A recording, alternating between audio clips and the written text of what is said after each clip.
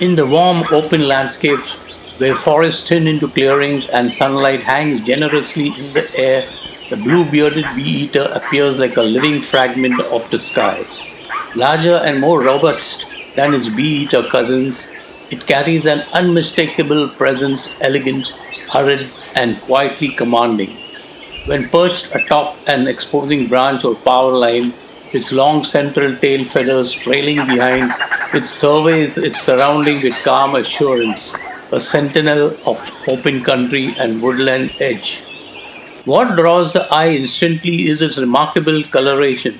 The bird's emerald green body glows softly in the light, offset by a deep cobalt blue throat and beard that gives the species its name. A bold black eye stripe adds definition to its face, lending it to an almost regal expression.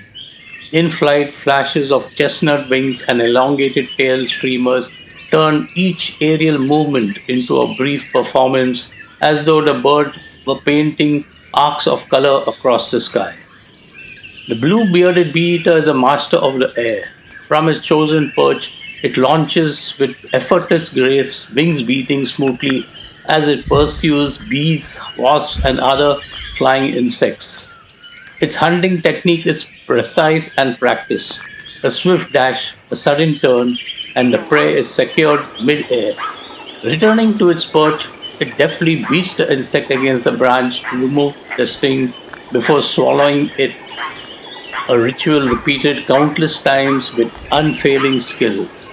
Watching this process reveals a predator perfectly adapted to its role, efficient yet elegant. Despite its size and striking appearance, a blue-bearded bee-eater is not a loud or restless bird. Its calls are soft, rolling notes that drift through the air rather than dominate it, blending seamlessly into the soundscape of cicadas and rustling leaves.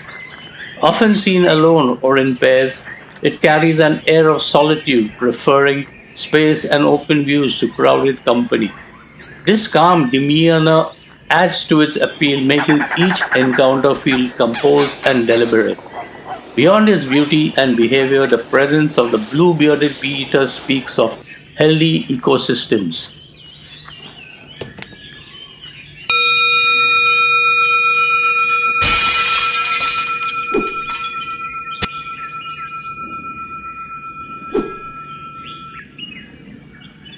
At Vanoshi Forest Homestay, the grey-breasted Prinia brings a sense of constant motion to the quieter edges of the forest and the sunlit clearings nearby. Small and delicately built, it weaves effortlessly through low shrubs, grasses, and tangled undergrowth, its grey breast and olive brown upper parts blending seamlessly with the surrounding vegetation.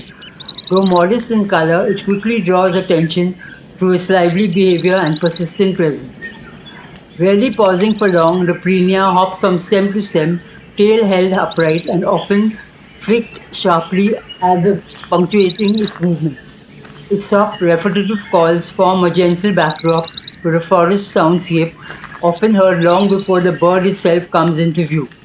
These calls seem to stitch together moments of stillness, adding a subtle rhythm to Vanoshi's calm atmosphere. Watching the grey-breasted Prinia requires patience and a keen eye. It drives close to the ground, slipping in and out of cover with remarkable agility, feeding on small insects hidden among leaves and grasses. In doing so, it plays an important role in maintaining the balance of the forest's lower layers.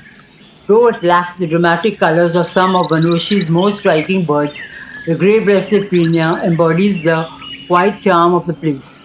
Its tireless activity and understated beauty reflects the essence of Vanoshi Forest Homestay itself, a landscape where life flourishes not through spectacle but through subtle, continuous motion and harmony with nature.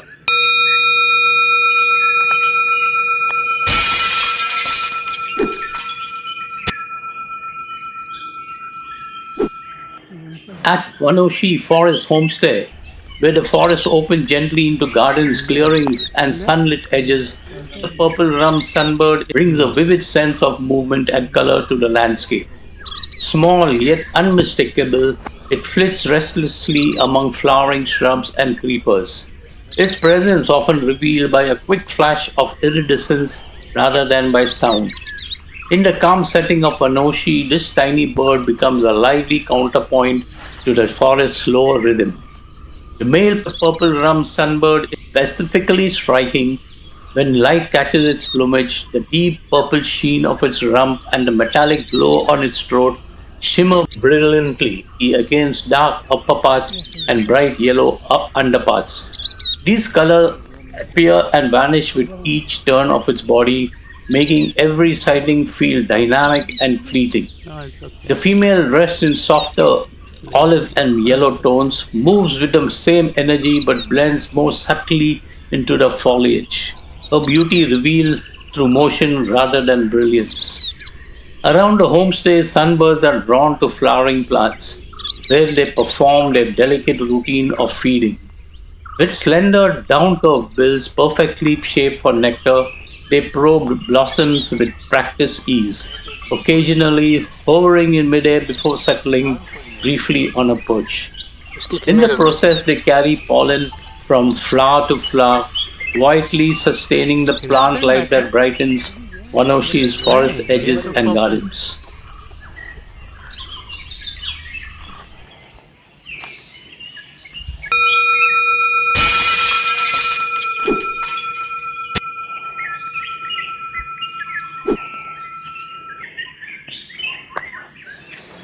In the forest around Vanoshi, the arrival of the Malabar Pied-Hornbill feels like a moment of ceremony. Large, unmistakable and commanding in flight, the striking bird announces itself with a heavy whoosh of broad wings before it is seen. Black and white plumage, a massive pale bill, and a prominent cap gives the hornbill an almost prehistoric presence, perfectly suited to the ancient trees that dominate Vanoshi's woodland. Often observed moving between tall fruiting trees, the Malabar Pied-Hornbill plays a vital role in the forest life. Feeding mainly on figs and other fruits, it becomes an essential seed disperser, carrying the forest forward with every slow, deliberate flight. Its movements are unhurried yet purposeful, gliding across the clearings or settling high in the canopy, where it surveys its surroundings with calm authority. At Vanoshi, sightings of the Malabar Pied-Hornbill are deeply tied to the health of the forest itself. The bird depends on mature trees for nesting and feeding, and its presence is a reassuring sign of the ecosystem still intact. Watching it perch silently against the sky or disappear into dense foliage is a reminder of the delicate balance between forest and time. Encounters with the Malabar Pied-Hornbill leave a lasting impression. More than just a bird, it feels like a guardian of the woods, ancient, dignified, and quietly powerful, embodying the enduring spirit of Vanoshi's forest.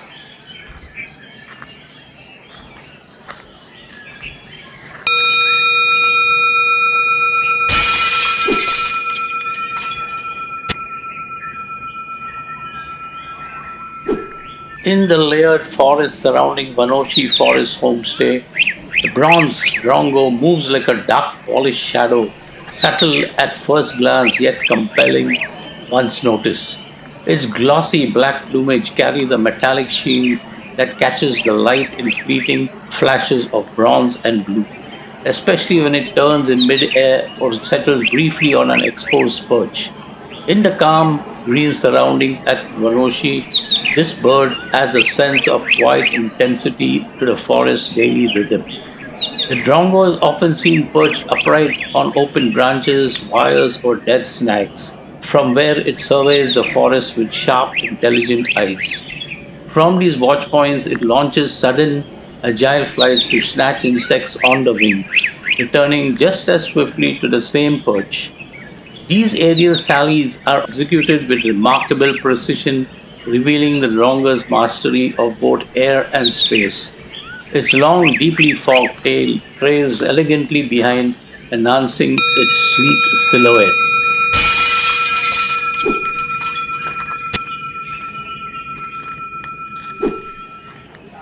An ode to the purple sunbird of Vanoshi. A spark of violet in emerald shade, you flash and vanish where flowers fade. A fleeting gleam on a sunlit stem, the forest's smallest living gem. With curved beak dipped in nectar's well, you sip the sweetness leaves can tell. The dart away on resting wing, a shimmer born of everything. The morning light becomes your crown as purple fire glides up and down. Each blossom briefly blessed by you, each moment bright then lost from view. O purple sunbird, quick and free, in Vanoshi's quiet greenery, you teach the eye to watch not chase, for beauty lives in borrowed space.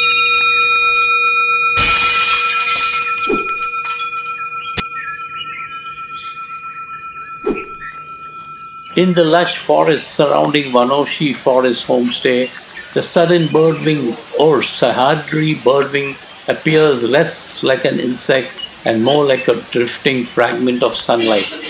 One of India's second largest and most magnificent butterflies, its slow, powerful flight commands attention as it moves effortlessly above forest paths, gardens, and clearings.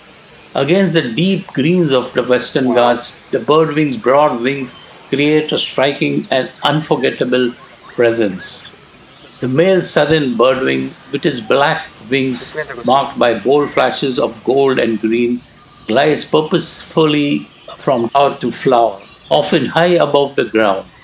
The female, larger and more softly patterned in earthy browns and pale yellows, moves with a slower, heavier grace. Both are unhurried in their movements, their flights more like a glide than a flutter, lending them an almost regal air as they pass through the forests.